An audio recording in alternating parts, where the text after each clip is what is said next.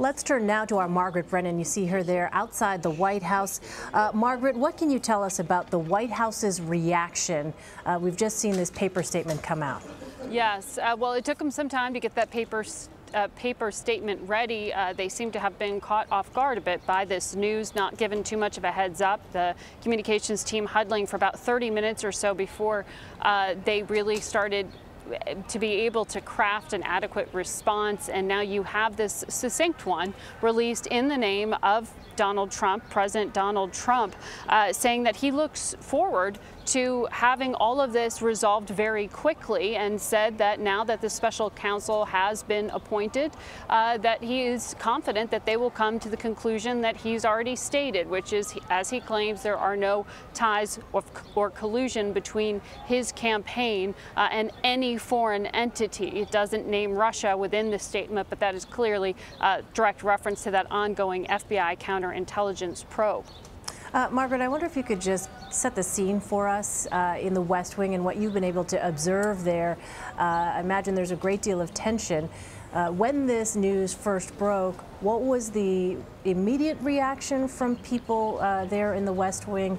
Did Sean Spicer talk to reporters, anything of that nature? We haven't yet spoken with Sean Spicer.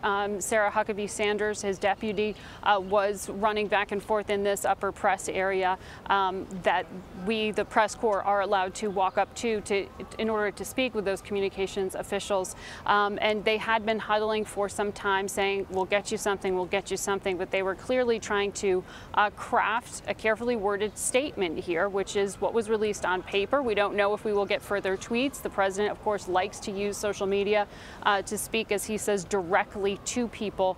But to go through this more traditional means of communication shows a certain care in being precise with words here, and perhaps lowering the temperature a bit on a story that continues to boil, particularly in the wake of the president's dismissal of FBI Director Comey. What's so interesting is that this statement came, we got a heads up from our Paula Reed, who is our justice reporter, who's doing such a great job there breaking this news.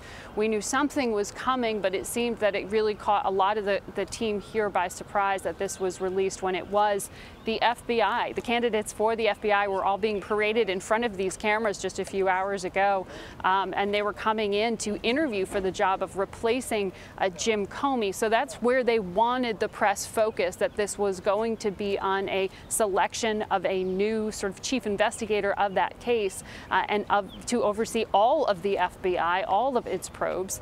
And so that's sort of the mission of making progress on that front. They wanted to focus on. Hearing now that there is going to be this special counsel changes the story a bit, but the White House spin on this is, of course, that this could be to their benefit, because the FBI director, former FBI Director Robert Mueller, will come to a quick conclusion in their view, or that's what the president says he is hoping for. So look, we're getting used to late nights around this White House. There has been so much news at such a fast and furious pace. And this is yet the latest turn in what continues to be a developing story. One final question for you, Margaret. What is on the president's schedule here in the next day or two? Might there be an opportunity for us to see him on camera, or an opportunity for reporters to pose questions? Well, yes. The president tomorrow is scheduled to meet with the Colombian president, President Santos, who is here in town and is expected to be out there side by side in front of the cameras and speak to the press later on in the day. We don't know if that schedule is changing at all, but that is the meeting he is supposed to be having. This is really a week that they wanted to focus on foreign policy and that message of national security, but that President Trump has wanted to push, that that's really a top priority for him.